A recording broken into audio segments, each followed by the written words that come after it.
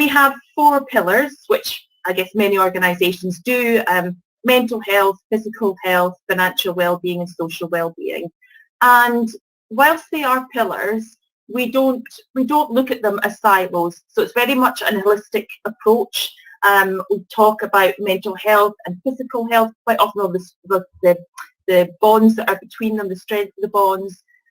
Similarly, when we're talking about financial well-being, we more often than not are talking about the importance of mental health as well, because we know the connectivity that those have. So whilst we have our 4 pillars, taking that holistic approach is really helpful for us.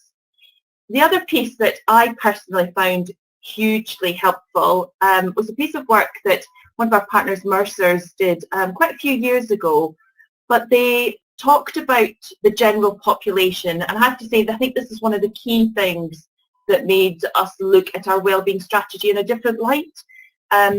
What they talked about was a wellness barrier, and this is available. If you Google wellness barrier, Mercer's, you'll see this.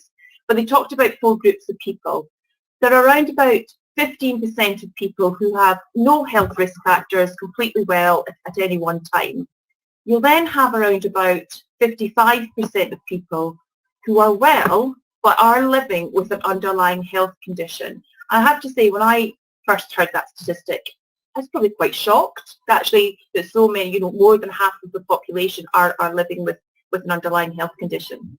You then have around about 25% of people who are unwell, have a health issue on a temporary basis, and around about 5% who have it on a long-term basis. And what that study showed at that point is that organisations tended to put a lot of their time and resources and support into that kind of right-hand side, people who already had a health issue, and didn't spend a lot of time in that emerging health issue, so that 55%. So for us, that was a bit of an eye-opener for us at that time. And certainly when we look at our wellbeing strategy now, that early intervention is really crucial for us. The other point worth sharing, and this won't be a surprise to anybody on the call, is just the importance around mental health.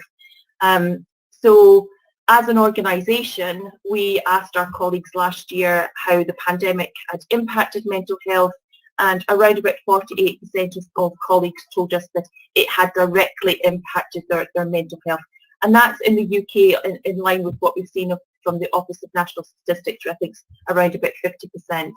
So it's a huge issue for us. And the reason I mention it is that what we are hearing and what we're starting to see coming through is it's not going to go away anytime soon. So even though people are vaccinated and social distancing hopefully at some point will be behind us, we shouldn't expect the mental health issues to evaporate overnight.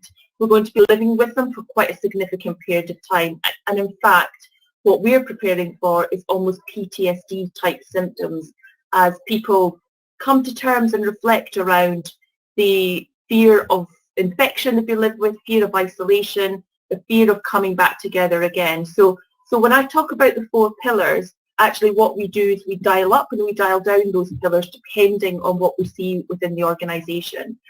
So we're very much expecting to dial up actually all 4 of the pillars, but particularly the mental health pillar as well.